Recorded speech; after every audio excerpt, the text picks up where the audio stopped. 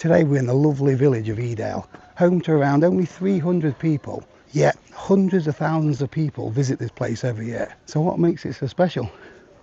There's been some kind of human activity and settlements around the Edale area for thousands of years. So they've found evidence of Bronze Age settlements up there on Rushup Edge, and also the remains of an old Iron Age fort up on Mam Tor. And in more recent times we've got millennials drinking in the old Nag's Head. So as I was saying, every year hundreds of thousands of people come here, and the main draw is the beautiful scenery and some of the best walks in the country. So today we're going to be doing one of those beautiful walks I've just been talking about. I'm going to head back to the car, pick up my gear, meet up with my mate Tom, and then head up onto Kinder Plateau, where we're going to do a bit of camping for the night. If you are into your camping, make sure to watch that part of the video, because I've got a brand new 4-season tent up for grabs. This is the main Edale car park, and for Monday at tea time, still really busy. There's also the train station plus an overflow, and then about half a mile down the road there's a field where you can park for a £5 all day, I think. Say hello, Tom. Hello, Tom. That wind is very welcome. So Edale's got a couple of pubs, the Ramblers Inn and the old Nag's Head, and there's a couple of decent campsites as well. This one's Newfold Farm, general store, cafe, so everything that you need for starting off those and finishing off those hikes in the morning. Edale's also the place where the first ever mountain rescue team, in the UK anyway, was formed. Forget the names. Tom and Fred. Fred was the landlord of the Nag's Head, had their first ever exercise from this very pub. Edale actually comes from the Anglo-Saxon, I'm not going to get the pronunciation right, but it is E, which is water, and Dale is of the valley. So Edale is Valley of the Waters, I believe. These slabs have just reminded me that Edale's also the start of the Pennine Way, which was the UK's first national trail, but I'll show you that in the morning. Tom's left me for dead. You can see why people come here. It's beautiful. So straight ahead we've got Kinder Plateau, and there's no easy way around it. It's a huge plateau, so it's 636 meters at its highest, but because it doesn't have a peak, it's not classified as a mountain. But to get up there, it doesn't matter which way you come from, you've got to go up. It's short, steep and hard work. What about that for a view?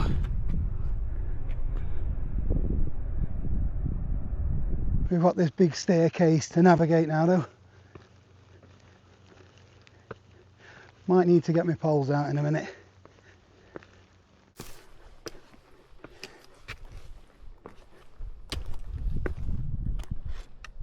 Do you break out the waterproofs? Usually by the time you decide to get them out, you're wet through.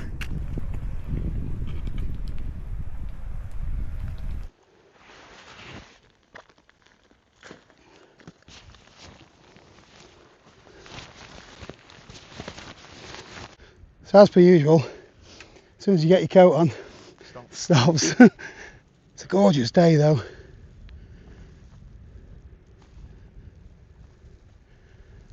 The heather's on its way out.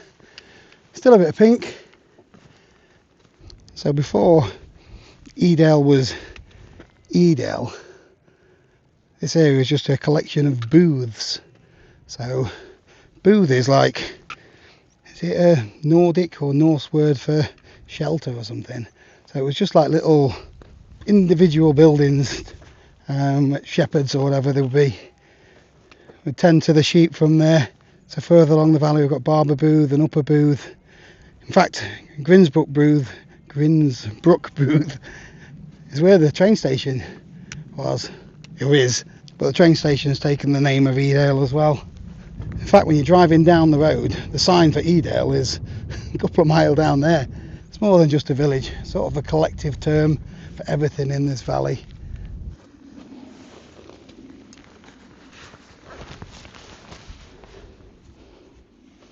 Much better. I was melting in that coat. So over there we've got Grinslow Knoll, Golden Clough, Ringing Roger. Have you ever wondered how we get all of these daft names for hills. I say daft names. Quite interesting. So from what I've read, Ringing Roger gets its name from, well, rocher is French for rocks apparently, and the ringing bit comes from the sound of the wind blowing through it when it's blowing a gale. Ringing Roger. Let's get up there and show you the view.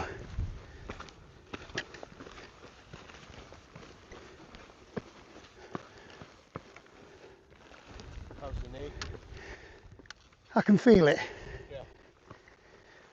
Better than it has been though.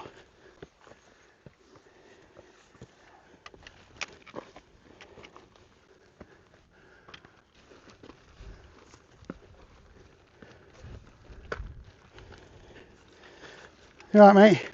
I am, yeah, good.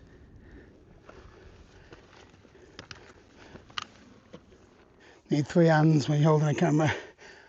Or be sensible and put the camera away.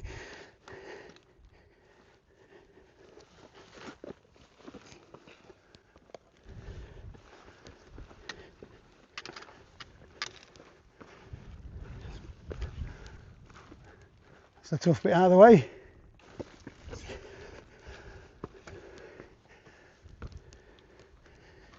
Welcome to the summit of Ringing Roger. Say summit, this is the very summit.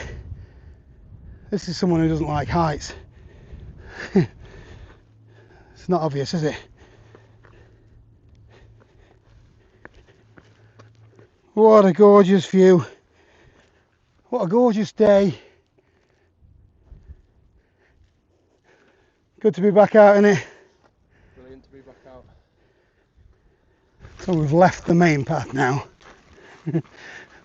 These are the sort of situations where I tend to get lost. There's loads of these little tiny tracks going off in different directions.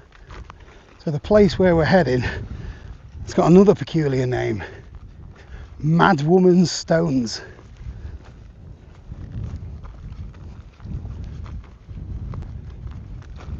So here we are, Madwoman Stones.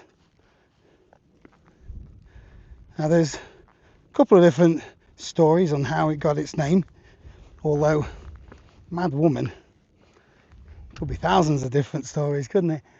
But the two most common ones are there was a woman who'd been jilted, lost her love, and she came up here and banged her head against the stones to get rid of the pain.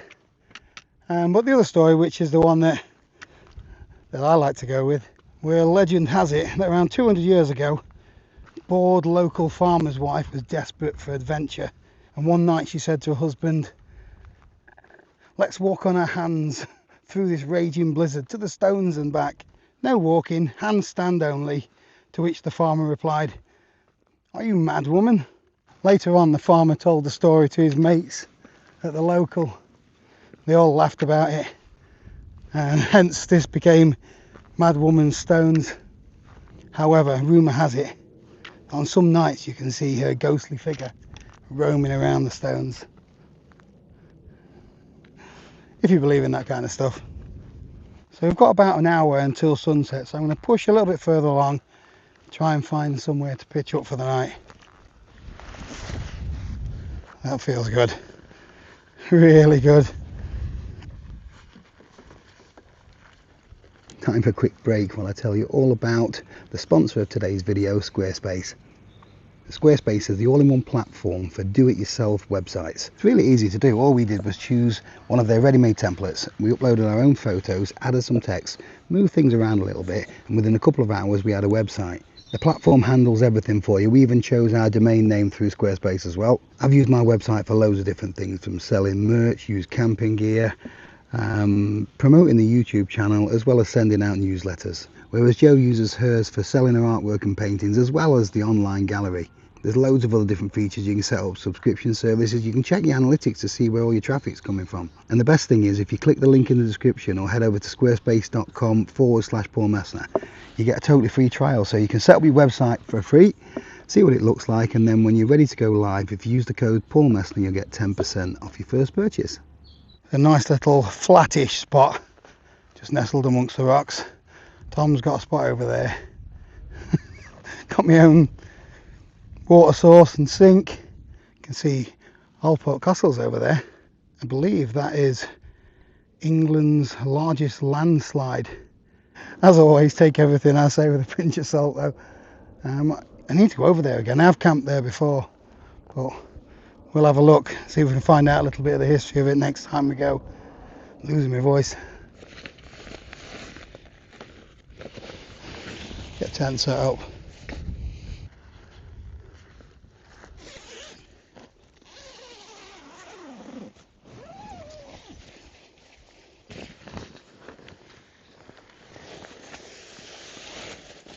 Here we go, home for the night.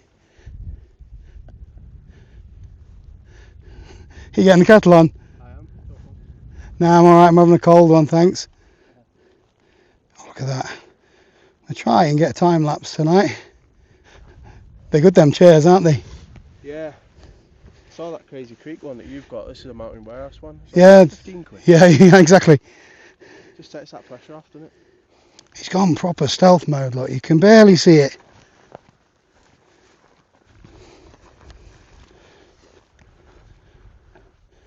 Not a bad spot. I'm going to have a minute. Rapid, isn't it?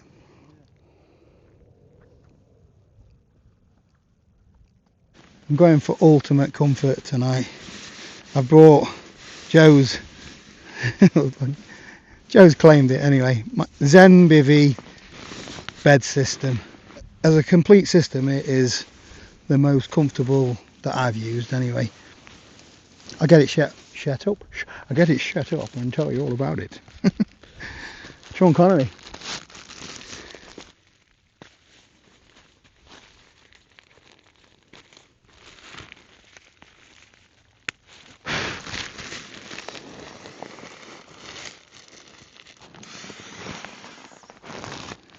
So that's the mattress inflated.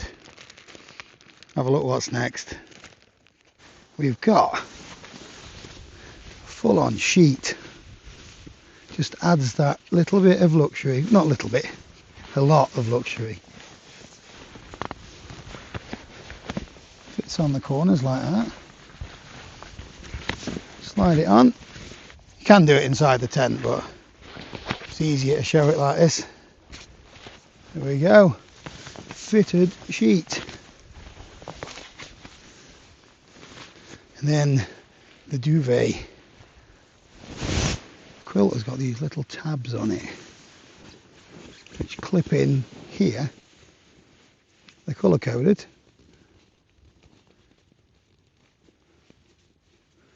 If I can see, probably need a head torch instead of a camera stuck to my head. There it is. And this eliminates all drafts. It makes it feel like your quilt at home. It's actually better than the quilt we've got at home. So go with that is a hood, and then there's a little system here for clipping a pillow in, which I'll get that set up. You can clip in both sides so you're fully enclosed if you want to, but I like to leave one side open so I can get in and out of it. Let's get that pillow in.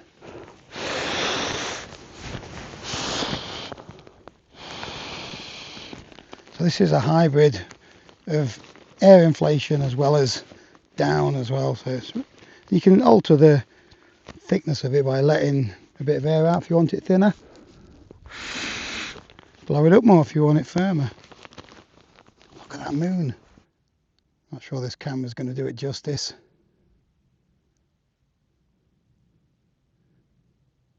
Yeah, so the pillow's got these little hooks on as well. So they just clip into there. I'll just do it and then show you the finished article. There we go. So your pillow's secure. It's not going to move about in the night now. Everything tucks inside. It is a bit of luxury, to be fair. Not cheap, but everyone I know that's bought one agrees that it's about the best you can get. Look at those clouds. It looks like rain over there. It's so peaceful out here. The walk up took longer than I expected. My knees are killing, my legs are aching, but I feel fantastic. It's so good to be out. I hadn't realised how much I'd missed this. We've had a really busy August, with a family occasion, and then we've had a weekend at the coast and a fake festival weekend, which has all been brilliant, but don't feel like I've had a minute to do anything that I want to do. The fake festival was actually really good in other ways. We were getting quite deep with some of the lyrics. Bon Jovi came on. It's my life. It's now or never. I ain't gonna live forever. I'm just gonna live while I'm alive. And it rings true. We're not here very long, so you need to. Well, I need to. You can do whatever you want, but life is precious and short. So do the things that you want to do. Do the things that make you happy. I've got my things that me and Joe do together, and the family things that we all do together. But sometimes, another song, Guns N' Roses one, everybody needs some time on their own. Joe says, you don't need time on your own. Spend it with me, but I think you just need that little bit of me time every now and again. Joe goes and escapes in a little craft room and does a painting and stuff. And this is, although I ache, it's going to recharge my batteries in other ways. It's a beautiful night. There's still light over there from the sunset. It's a crazy looking sky. And then over there I think we've got a full moon. Should have stuck to the path, shouldn't I?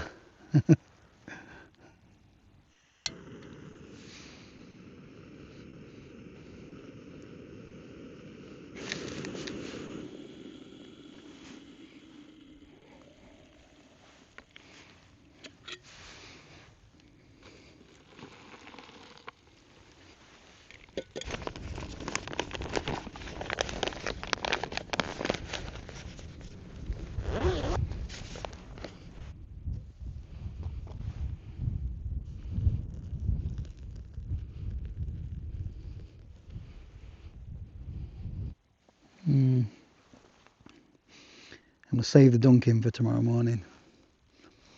I've got a classic. Lots of people recommended it.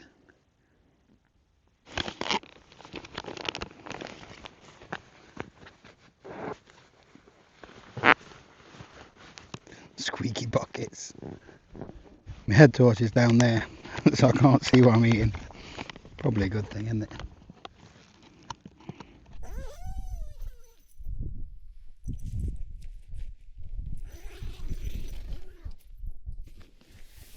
It's a bit messy in here.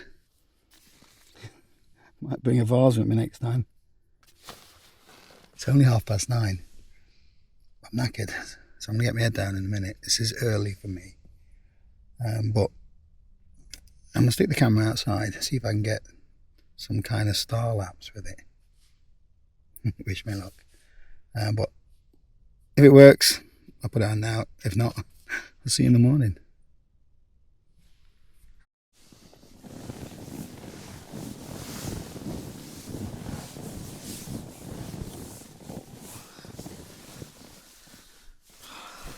This is brilliant.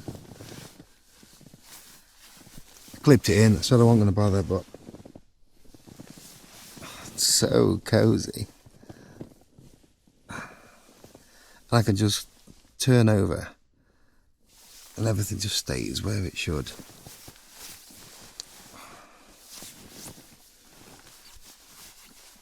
I'm not bothered putting my head in the hood. Well, that is comfy. Don't want to get up. I've looked outside and yeah, it's just clag. It's always the same.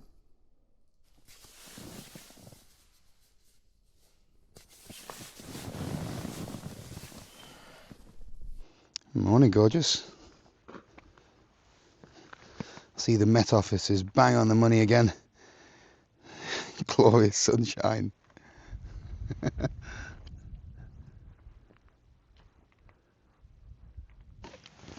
Priorities.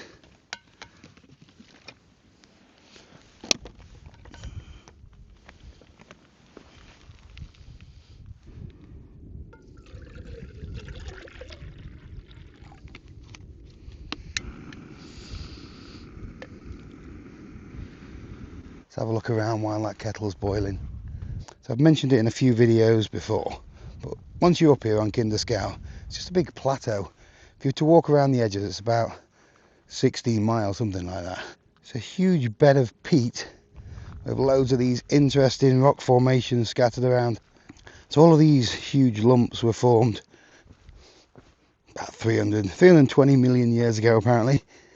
Carboniferous period, and all the peat around it, it's just broken down vegetation over thousands of years. So at one time all of this will have been covered in forest, and when you come across some of the big deep groughs, let me show you what these groughs are. Tom's tent is hidden in a bit of a groove. You get these layers of peat. Now some of these can be like 10 foot deep due to erosion. You can see the odd branch popping out every now and again from really old trees. So this peat and this sphagnum moss on top of it are really good for the water quality in the area. It's a natural filter. The peat also makes a really good fuel. That's why you get a lot of wildfires in these sort of areas. Moorlands, where someone leaves a barbecue out and then the fire sort of burns downwards underneath the surface where the peat is. Very difficult to spot, very difficult to put out. You can see why people get lost on here as well. There's a path going that way, another one going this way, and when visibility is low, you don't always know where you're going.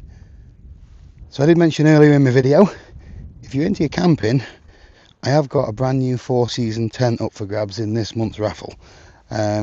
Link is in the description or the pinned comment. It's the perfect bit of kit if you want to get out camping and see the views like this.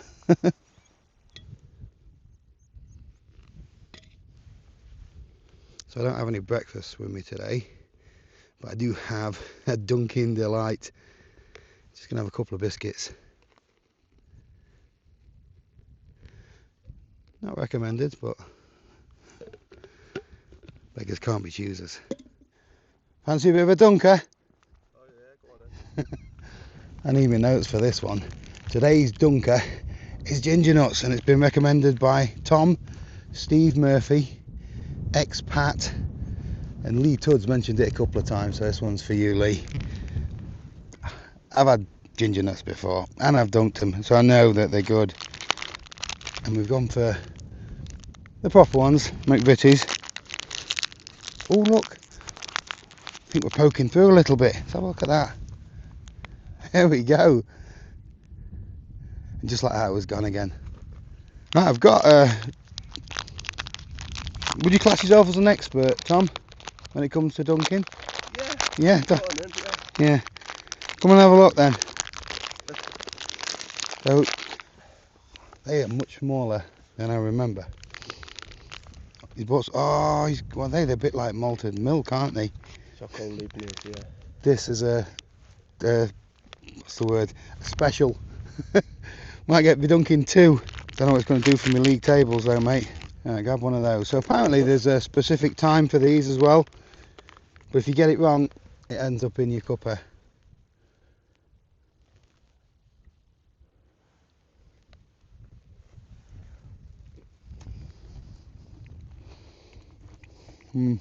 Don't leave it too long. It's about 5 seconds. So that one's gone soggy all the way through. Another few seconds that would have been in there. Yeah. I'm going to go for a second opinion on the. Yeah, you want another one, mate? Yeah, go on then. Thank you. They're good. They are good. They are. I'm going to say they're still better than a Tim Tam, but not as good as a Biscoff. You had a Tim Tam before? No. Get penguins instead. Controversial. I'm putting them above there, just below the Biscoff. They're good. Cheers, fellas.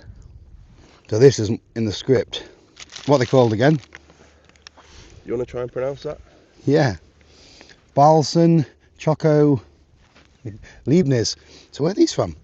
Tesco? Tesco. Yeah, and they're the dark version as well. Oh, they're a little bit like a fancy malted milk, aren't they? Chocolate one side, biscuit the other. What's the technique for these then? The chocolate melts before the biscuit. Goes soggy, from what I found out. This is better than Love Island, isn't it?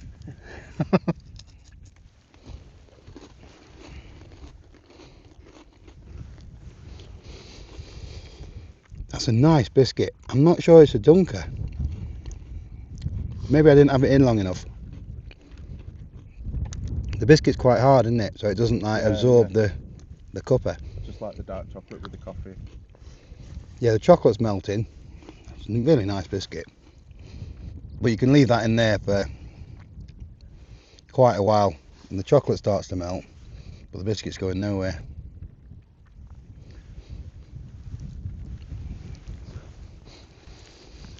That's better than a Tim Tam for me as well. It's on a par with the ginger nut. So at some point, when I get the league table a bit more finalised, I'm going to have like a playoffs thing and get the, you know, the top half a dozen. Yeah. What we got in there? Bits in I me. need to try the dark hobnob. I've not tried the dark one yet. They're good, mate. They're good. It's breakfast sorted. Optimum. I'm going to put them just below the ginger nut. On a standalone biscuit, that's nicer, but for dunking purposes, yeah, I'm going ginger nuts.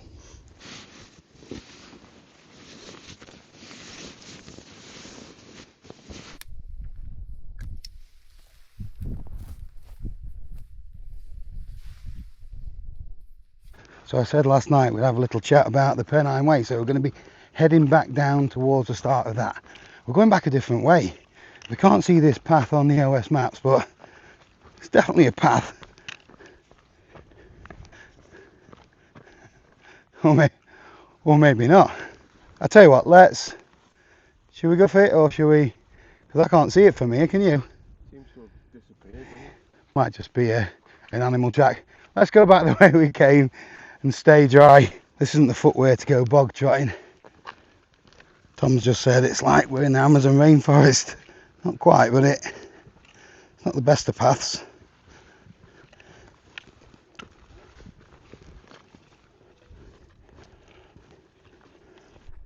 We're starting to see the light a little bit.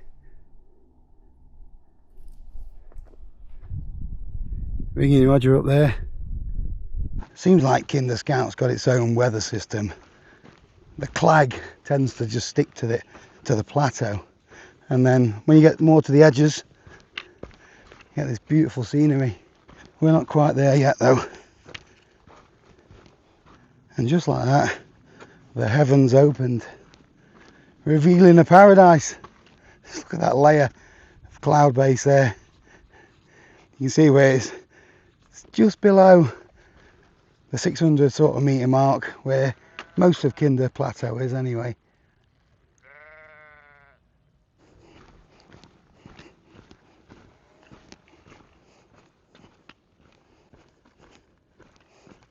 You know you're almost back at Edale when you hit the nab.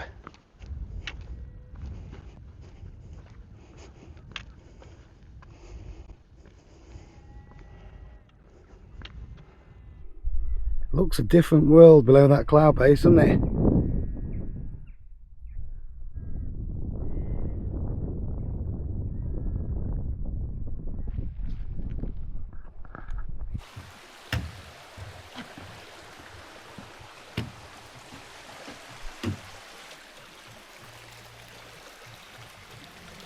So we're back in the village of Edale, the old Nag's Head.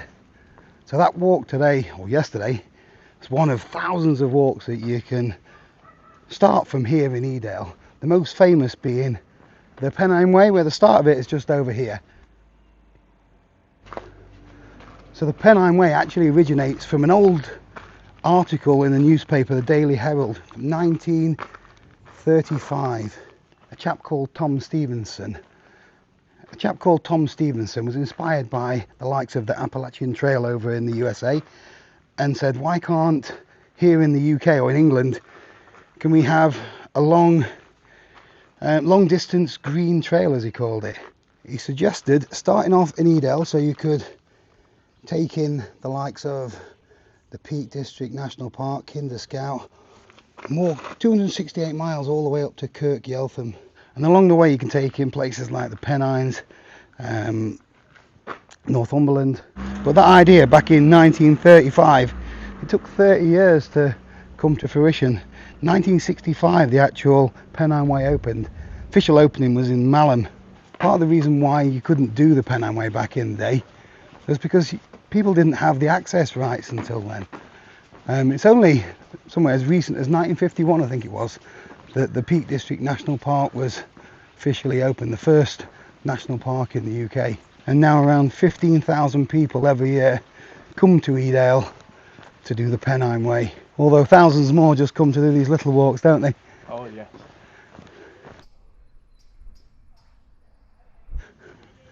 We're back where it all started. Big thank you to Tom for inviting me out.